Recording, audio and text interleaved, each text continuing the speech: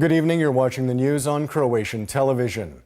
In its annual update, the Moodys rating agency has announced that it expects Croatia's economic growth to remain robust in 2018, decelerating slightly to 2.7%. It added that along with a stable outlook, Croatia's credit profile reflects fiscal consolidation and stronger institutions set against weak growth potential and sluggish structural reforms.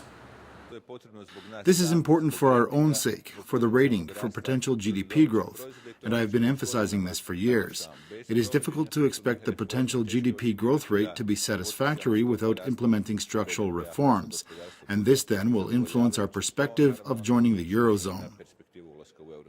Meanwhile, the SDP's bench in Parliament has announced plans to introduce into parliamentary procedure an interpellation on the work of the government over its failure to implement structural reforms in 2017. They say the EC's recent report, which was critical of Croatia's success in implementing reforms, prompted their decision to do so. First, to have the government present us with a detailed report on the implementation of the National Plan for Reforms, which it adopted itself. Second, that they subsequently guarantee that once every 2 months they will present a report to the Parliament, and in doing so to the public as well, on the implementation of reforms in the coming period. So we are requesting that the Parliament and the public be continually informed as to what the government is doing in that regard. Members of the parliamentary majority rejected the SDP's assessment that government failed to implement reforms. Reforms are something that happen in continuity, so this is not a static but rather a dynamic category. Had they implemented these reforms during their mandate from 2012 to 2016, this government would have much less to do in that regard. And I would remind you that this government has already implemented tax reforms, which to a great extent resulted in GDP growth. I wouldn't say that reforms are not being implemented. Anyone who has even a rudimentary understanding of the problems in implementing reforms, regardless of whether they are big or small, and in this case we are effectively talking about key reforms, the reform of the pension and healthcare systems, knows very well what comes before implementing reforms, and that is political stability, long-term financial stability, and the sustainability of the system. Only then, with the integration of all of our sectors, can one move ahead with implementing reforms.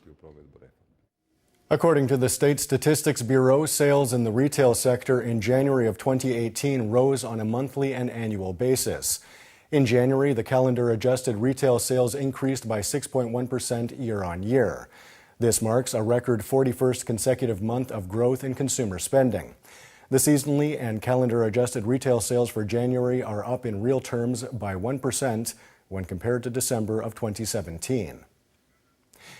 In other news, the European Commission confirmed today that it has received a letter from the Slovene government with a proposal to initiate a legal case against Croatia for not adhering to the border arbitration ruling.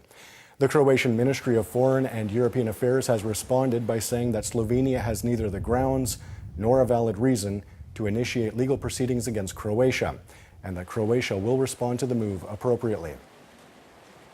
I can confirm that we have received the letter from the Slovene government this morning, and we will now study it. Now, this is a legal dispute between member states, one of them making use of the procedure set out in Article 259, and we stand ready to mediate, as we have done in the past in earlier legal disputes of that kind. Moving on, and President Kolinda Grabar-Kitarović continues her tour of South America, meeting with her Chilean counterpart Sebastián Piñera in Santiago today. The president also participated in a Chilean-Croatian economic forum, where she emphasized that the two countries could develop partnerships in numerous industrial sectors, as well as in the maritime sector, tourism, and trade.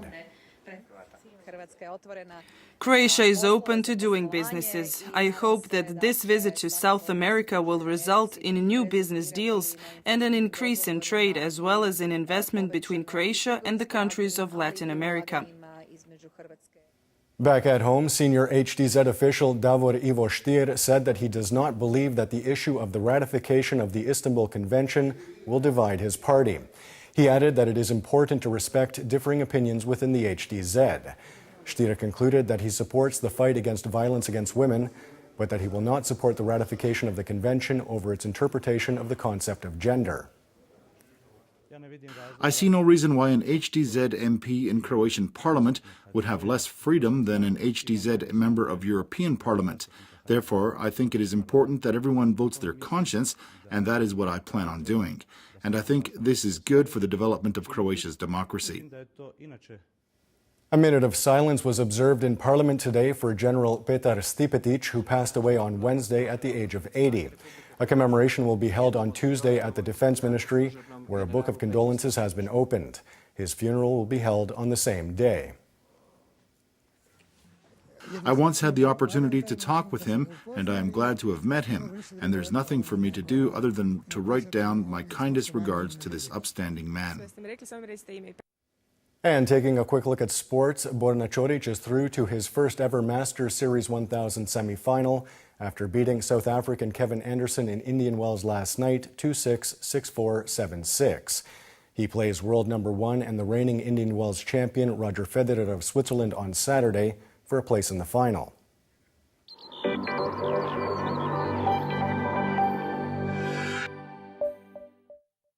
And now the forecast for tomorrow. Predominantly overcast with rain, at times heavy downpours.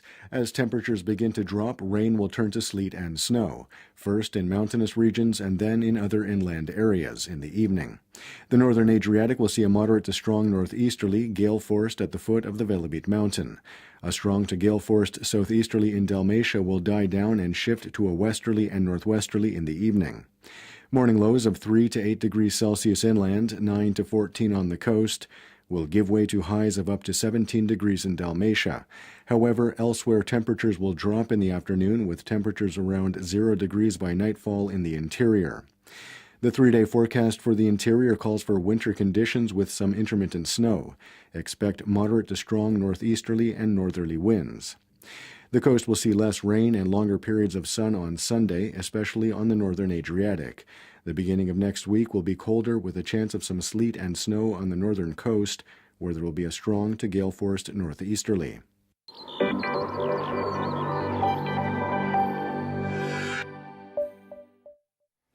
And that wraps up the news. Be sure to join us again tomorrow night.